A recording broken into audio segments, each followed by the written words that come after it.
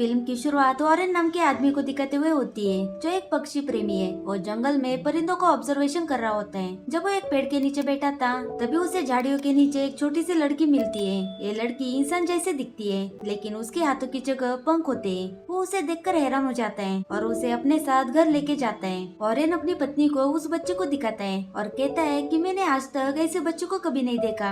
ऑरेन और उसकी पत्नी टीना, जो कभी अपना बच्चा नहीं पा सके, वो दोनों उस छोटी बच्ची को अपनाने का फैसला करते हैं। लेकिन ऑरेन कहता है हम इसे तब तक संभालेंगे जब तक उसे लेने के लिए कोई पंछी नहीं आते, क्योंकि इंसान इंसानों के साथ रहते हैं और पंछी पंछियों के साथ। तब टीना कहती है मुझे पंछी से ज्यादा इंसान लगती है और मैं इसे अपने बच्चे की तरह पालना चाहती हूँ। ये दोनों इस बच्चे को पाकर बहुत खुश थे। वो दोनों उसका नाम फ्लोरा रखते हैं। उसके बाद टीना उसके लिए ऐसे कपड़े सिलाती है कि कोई भी उसके पंख देख ना सके और वो दोनों उसे एक नॉर्मल लड़की की तरह संभालने लगते हैं। एक दिन ऑरेन और टीना फ्लोरा को घुमाने के लिए जा रहे होते हैं। गांव के लोग उसे देखकर हैरान हो जाते हैं और कहते हैं कि ये बच्चे तुम्हें कहाँ से मिली? ये बच्चे बाकी बच्चों से काफी छोटी है, बच्चे इतने छोटे नहीं होते। तब टीना और ऑरेन कुछ कह भी ना उन्हें इग्नोर करके वहाँ से निकल पड़ते। ऑरेन उसे एक पंछी मानता है, बल्कि टीना उसे अपनी बेटी की तरह देखती है। जब फ्लोरा थोड़ी बड़ी हो जाती है, तब वो उड़ने की कोशिश करती है। ये देखकर टीना बहुत खुश हो जाती है। टीना उसे इंसानों की तरह बात करना भी सिखाती है। एक बार टीना को लगा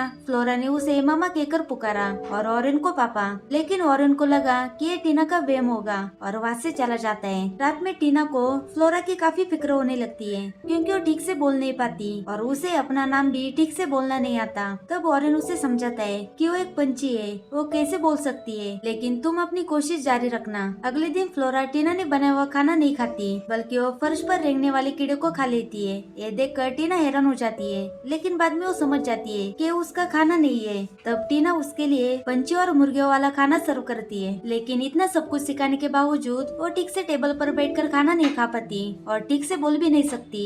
इस वजह से टीना को उस पर गुस्सा आता है और वहाँ से चली जाती है। अब उसे लगता है कि फ्लोरा अपने आसपास के लोगों को देखकर ही ये सब कुछ सीख पाएगी, इसलिए अगले दिन टीना फ्लोरा को लेकर रेस्टोरेंट में चली जाती है। वहाँ पर वो एक पिंजरे में दो बर्ड को फड़फड़ाते हुए देख लेती है और वह भी अपने पंख कपड़ों में से बाहर निकलने लगती है। तभी टीना उसे लेकर वॉशरूम में जाती है और कहती है यहाँ पर बैठकर जितना मन चाहे उतने पंख हिलाना, ताकि उसे ऐसा करते हुए कोई देख न ले। और टीना बाहर एक लेडी के साथ बात करने में लग जाती है। तब वो देखती है कि बहुत टाइम हो गया, फ्लोरा अब तक बाहर नहीं आई। तभी वो दरवाजा खोलकर देखती है, तब उसे वहाँ पर सिर्फ फ्लोरा के शूज दिखाई देते हैं और वो समझ जाती है कि फ्लोरा बाकी पंछियों के साथ उड़कर चली गई और वो उदास होकर घर लौट आती है। तभी हम देखते हैं कि फ्लोरा पंछियों के साथ उड़कर दक्षिण की तरफ जा रही है, जहाँ दूसरे परिंदे माइग्रेट करते हैं और ये उसका नेचुरल कॉलिंग है। वही ऑरेन भी दौड़कर घर वापस आता है और टीना से कहता है कि मैंने अभी फ्लोरा जैसी पंछी को देखा, कपड़े भी उसके जैसे थे। तब टीना कहती है कि वो हमारी बच्ची फ्लोरा ही है।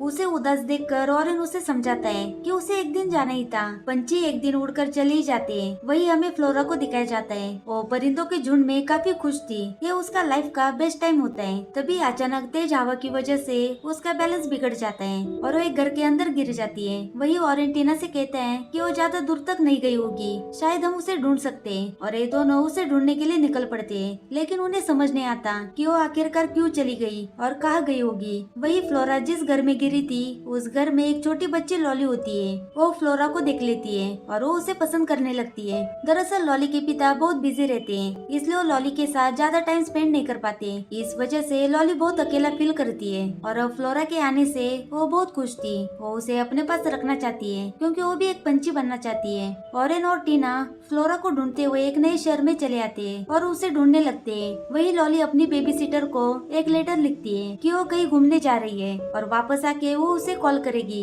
और वो फ्लोरा को लेके बाहर चली जाती है। वो दोनों एक पेड़ के ऊपर चढ़ते हैं। फ्लोरा बड़ी ऊपर जाके एक टेनी पर सो जाती है, लेकिन लॉली को पंछियों की तरह उड़ना नहीं आता, इसलिए लॉली नीचे डाली पर ही सो जाती है। वही ऑरेन और टीना फ्लोरा को ढूंढ रहे होते हैं, लेकिन काफी रात होने के कारण वो रात बिताने के लिए कमरा ढूंढने लगते हैं, लेकिन उन्हें एक भी कमरा नहीं मिलता। इसलिए वो दोनों उसी पेड़ के नीचे सो जाते हैं जहाँ लॉली और फ्लोरा सोए हुए थे। सुबह होते ही लॉली नीचे आकर उनसे मिलती है। वो उनसे पूछती है कि आप लोग यहाँ पर क्या कर रहे हो? तो ऑरेन कहता है कि हम किसी इंसान को ढूंढ रहे हैं जो हमारी बच्ची है। तब लॉली कहती है कि वो किस तरह की इंसान है, लेकिन ऑरेन और टीना उसे असली बात नहीं बताते और कहते हैं कि ये सीक्रेट है और वहाँ से जाने लगते हैं। तभी लॉली कहती है मैं भी सीक्रेट किसी को नहीं बताती और मेरा अभी वाला सीक्रेट पेट है एक पंखों वाली लड़की और वो अभी पेड़ के ऊपर सो रही है। ये सुनकर टीना और ऑरेंज समझ जाते हैं कि वो फ्लोरा है। ऑरेंज पेड़ के ऊपर जाकर देखता है, लेकिन फ्लोरा यहाँ से भी उड़कर चली गई थी और लॉली उदास हो जाती है। अब ये तीनों मिलकर फ्लोरा को ढूंढने का फैसला करते हैं और एक बस में बैठकर फ्लोरा को ढूंढने के लिए निकल पड़ते हैं। वही फ्लोरा फिर से परिंदों के झुंड के साथ उड़ रही होती है, लेकिन उनके साथ वो ज्यादा देर तक उड़ नहीं पाती और वो एक चर्च के छत पर रुक जाती है। लेकिन सारे लोगों की नजर उस पर जाती है। उन्हें लगा कि ये बच्ची वहाँ पर फंस चुकी है और उसे बचाने के लिए लोग फायर फाइटर को बुलाते हैं। वो उसे बचाने की कोशिश करते हैं, लेकिन तब तक वो उड़कर वहाँ से भाग जाती है और ये न्यूज सारे शहर में फैल जाती है कि उस बच्ची को चिल उठाकर साउथ की तरफ ले गए। ये न्यूज वॉरेन देख लेता है और वो एक फायर फाइटर के साथ फ्लोरा को ढूंढने के लिए साउथ की तरफ बढ़ते हैं। वही लॉली की खबर भी टीवी पर आती है कि उसने बेबी सीटर को लेटर लिखकर घर से निकल गई। इधर ये चारों रात बिताने के लिए एक जंगल के करीब सो जाते हैं। अगली सुबह लॉली जंगल के आसपास घूम रही होती है। तभी लॉली देखती है कि फ्लोरा कुएं में गिर गई है। वो टीना और ऑरेंज को बताती है। ऑरेंज एक रस्सी की मदद से लॉली को उस कुएं में भेज देता है, लेकिन लॉली को उस कुएं में सिर्फ फ्लोरा के कपड़े मिलते हैं, लेकिन फ्लोरा उस कुएं में नहीं होती।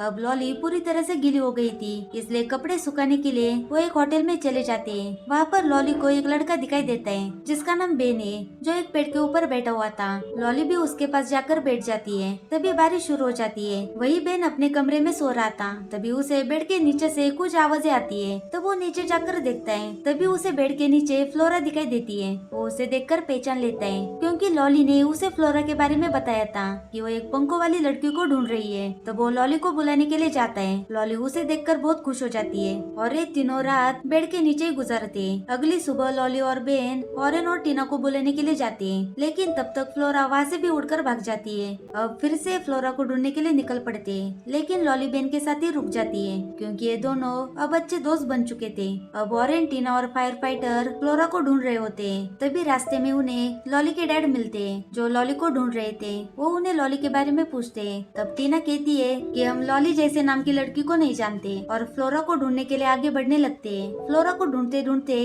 रात हो जाती है और वो काफी थक भी चुके थे, इसलिए तीनों एक जगह पर आराम करने के लिए रुक जाते हैं। वही रात के समय फायर फाइटर को कुछ आवाजें आने लगती है और उसकी नजर फ्लोरा पर जाती है, जो पेड़ पर उल्टी लटकी हुई थी। उसके पंख में चोट लगी थी। फायर फाइटर उसे बचा लेता है और उसके चोट पर पट्टी भी लगाता है और फ्लोरा फिर से उड़ने लगती है। अगली सुबह फायर फाइटर ऑरेंज और टीना को बता देता है कि उसने फ्लोरा को देखा, उसके पंख में चोट लगी थी और मैंने उसे ठीक कर दिया और वो फिर से खुले आसमान में उड़कर चली गई। अब ये दोनों फ्लोरा को फिर से ढूंढने के लिए निकल पड़ते हैं। वो दोनों उसे ढूंढते हुए समंदर के करीब पहुंच जाते हैं, जहाँ वो फ्लोरा को बाकी पंछियों के साथ उड़ता हुआ देख लेते हैं। वो उसे आवाज देकर अपने पास बुलाने की कोशिश करते हैं, लेकिन फ्लोरा पंछियों के साथ काफी दूर चली जाती है। ये देखकर टीना समझ जाती है कि फ्लोरा बाकी पंछियों के साथ उड़ना चाहती है और आजाद रहना चाहती है, इसलिए वो वापस अपने घर जाने का फैसला करते हैं और वो उदास होकर बस में चढ़ने लगते हैं। तभी ऑरेंज को फ्लोरा की आवाज सुनाई देने लगती है। तभी वो देखता है कि फ्लोरा समंदर में डूब रही है, इसलिए वो तेजी से भागते हुए जाता है और फ्लोरा को बचा लेता है। उसके बाद वो उसे अपने साथ घर वापस ले जाते हैं। इस खुशी में वो सभी रात में सेलिब्रेट करते हैं और वो फ्लोरा के लिए